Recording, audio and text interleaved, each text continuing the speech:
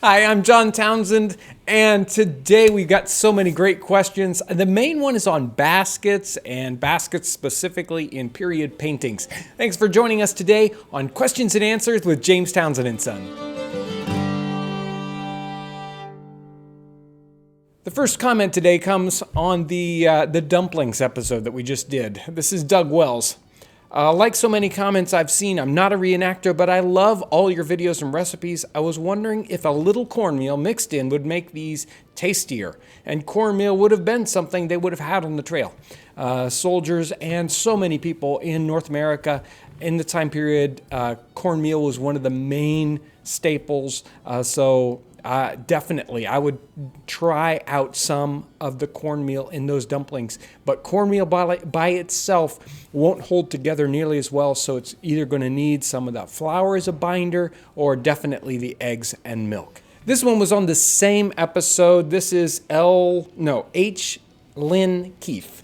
He says, was Hannah Glass's definition of pancake the same as ours? When she said pancake, did she mean what we call a Johnny cake, or it's like the batter for a Johnny cake is thicker than for a modern pancake? Well, definitely her idea of a pancake is going to be different from our idea of a pancake, but likely the batter she was thinking of was thinner than what we might think of as a pancake batter today. I am not so sure about the thickness of the batter, and that's one of the confusing things with so many of these recipes. You know, they go by consistency a lot, and their consistency of a batter or a dough might definitely be different than our idea, so we just kind of have to play that by ear and see how it turns out. Here's another comment on the same episode. Boogle Mr. Woogle, that was a tough one. Do you ever eat or make 18th century style food at home, or is it just for the show?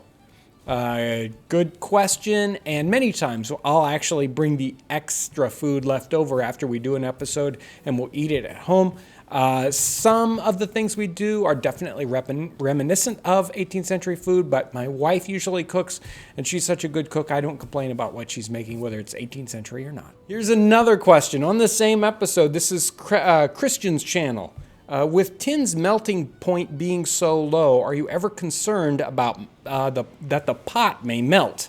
Well, these pots are tin-plated steel, but they are soldered. So you do have to definitely be careful about overheating the tin. You'll actually burn the tin off of the steel, or you'll melt the seams in the tin pot. So you do have to definitely take care while you're using these, that you don't overheat the seam. So on a pot like I was using that day, you really definitely have to have enough water in it. And even if the flames come up high, it can still melt the seams. So you definitely have to not have too much fire up around your pot unless it's completely full of water. Wilderness Camp says, what is this primitive cookbook you speak of? It sounds like it'd be a good read on the trail.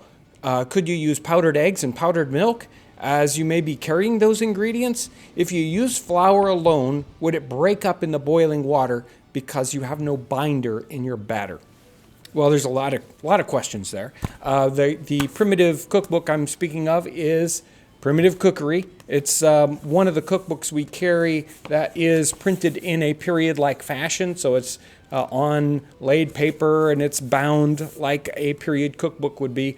And this is from, I think it's from 1767. It doesn't have a date in the front. I believe it's from 1767, and it's recipes that are collected that are simpler recipes, recipes that would be inexpensive in the time period.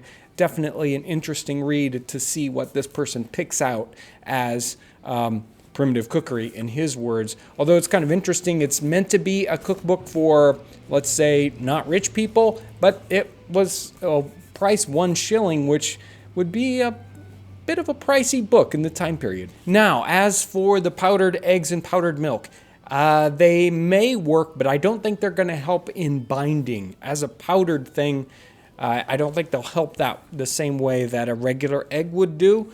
But the flour alone will definitely hold together depending on how thick you make that. So the egg isn't doing that much binding in this kind of a batter, so it should work out all right without those things. Or even if you use the powdered ones, as long as you've got nice fine flour, it should bind together all right. Now here is a comment that's from that potato cheesecake episode that we just did a week or so ago. This is from Cadbury1. I think I got that right. 2 questions. Did you grease the pie pan? And I see you use a spoon. Does it not slice like a regular pie? Well, Kevin just laughs and laughs whenever he sees that video, because it's one that we were intending, or he was intending, of course, to slice that piece of pie out and lay it on a plate, and it was going to be all pretty. And of course, I set the plate down and took the spoon and just ate right out of the middle of the pie because I was ready to get to it. You know, I wanted to do it. So it would have sliced just fine. It slices very nicely and would have made a beautiful picture, except I dipped into the pie right in the middle with my spoon. So there's the story behind that one. Here's one on the standing crust meat pie. It's Sean Gun Nerd Tannenhill. It says, why would they not eat the crust? So this is a really good question, and it's a little bit complicated. One of the things about these pies is this was a way to store food. And the recipes even say these might last a month or 2 on the shelf. So this was a way to cook the food and sort of can it. It was cooked and pasteurized inside that crust, but the outer crust would get stale, it might get moldy, and it was a very hard paste. It really wasn't meant to be tasty. So while some people might have eaten the crust, especially when it was fresh, many people, especially if it was older, would have just eaten the good interior and then thrown that crust that really wasn't necessarily intended to be eaten, they would just throw that away. And here's the main question. This is from Nick Farrow. It's on a painting video that we did. I think it was the last one we did. He says, what was wrapped around the vegetables? And would this device have been some open reed basket for traveling to market? Also, was it common, like what we think of as plastic bags in this day and age? If you look in period paintings, you're going to see baskets over and over again. It really was sort of the cardboard box or the plastic bag of the 18th century. And you see these many times in marketing situations.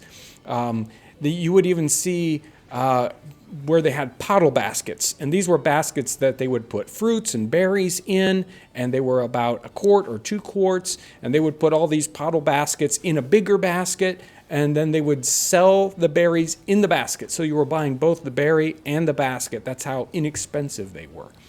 In this picture, I think all you're seeing is a little piece of little cord that's binding up the vegetables here, and you'll see it in some other paintings too, where they'll just take, say, like a string or something and tie up a bundle, and they will sell each one of these bundles the same way today that we would put a rubber band around a bundle or a little plastic tie or something. And here's a comment from Mr. Bond 5150. He says, congratulations on passing the 70,000 subscriber mark.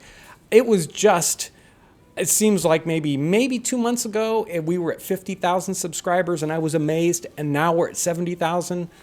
Thank you so much for all you do, encouraging, sharing our videos, subscribing. It is amazing, all the comments and all the questions we get. I really want to thank everyone out there for all your amazing encouragement in all the views we get, the comments, the questions. It is truly amazing. Thank you so much for watching. If you're a new viewer and you haven't subscribed, press the subscribe button up here. That'll take you to a spot where you can subscribe. I want to thank everyone for watching.